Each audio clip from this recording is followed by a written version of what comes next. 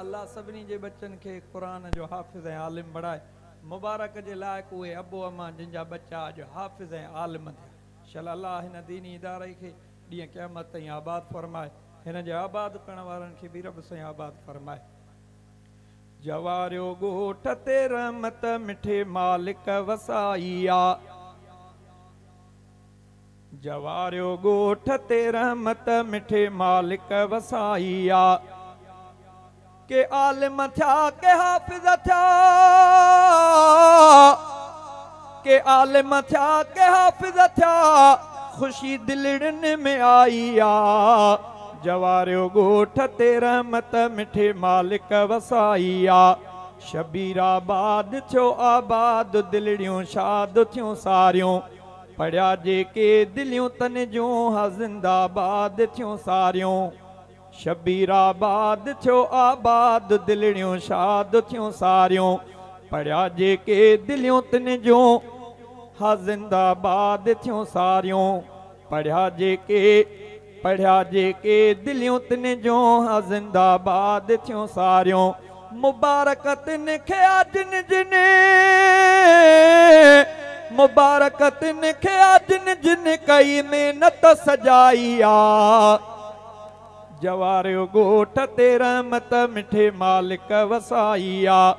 ही 13 फरवरी आई लगी रौनक वरी आहे, ॾिसी आलिम ॾिसी हाफ़िज़ असांजी दिल ठरी आहे। ही 13 फरवरी आई लगी रौनक वरी आहे, ॾिसी आलिम ॾिसी हाफ़िज़ सभिनि जी दिल ठरी आहे। ही अल्लाह बख्श हाजीअ जे, ही अल्लाह बख्श हाजीअ जे सजी सारी सचाई आ। ही अल्लाह बख्श हाजीअ जी सजी सारी सचाई आ। जवारियो ॻोठ ते रहमत मिठे मालिक वसाई आ। मीराणी अब्दुल बासित ऐं थियो यूसुफ बि मौलाना, हिते सद्दाम अब्दुल्ला सिखिया क़ुरान दीवाना।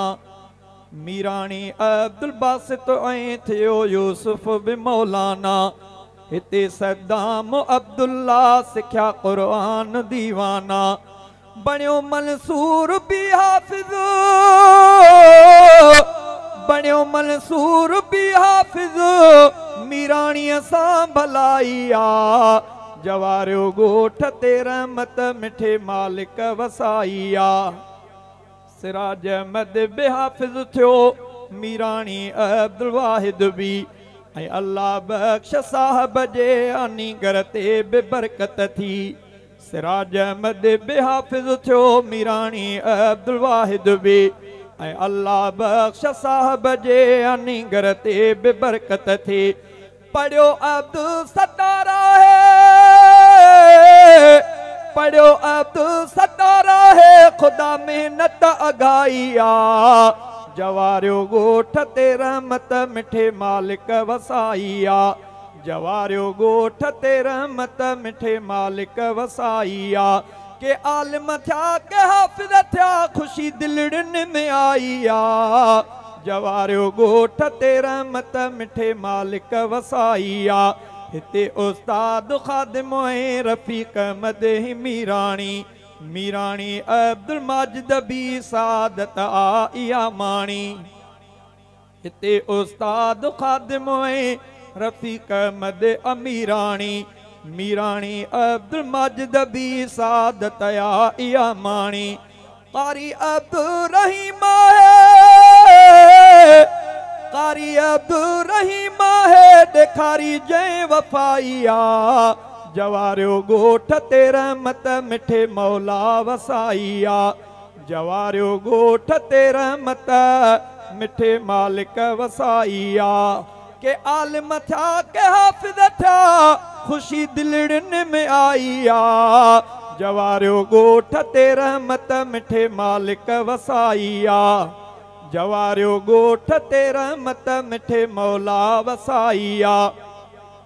कारी अब्दुल रशीद आहे हिते हिकु मेहनती माण्हू, मुनीर अहमद अशहज़ादा वयो थी जन्नती माण्हू।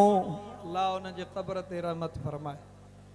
कारी अब्दुल रशीद आहे हिते हिकु मेहनती माण्हू, मुनीर अहमद अशहज़ादा वयो थी जन्नती माण्हू, मुनीर अहमद अशहज़ादा वयो थी जन्नती माण्हू, थिया आलिम ऐं हाफ़िज़ पुट, थिया आलिम ऐं हाफ़िज़ पुट, पुटनि महिनत मलाई आ, जवारियो ॻोठ ते रहमत मिठे मालिक वसाई आ, जवारियो ॻोठ ते रहमत मिठे मालिक वसाई आ।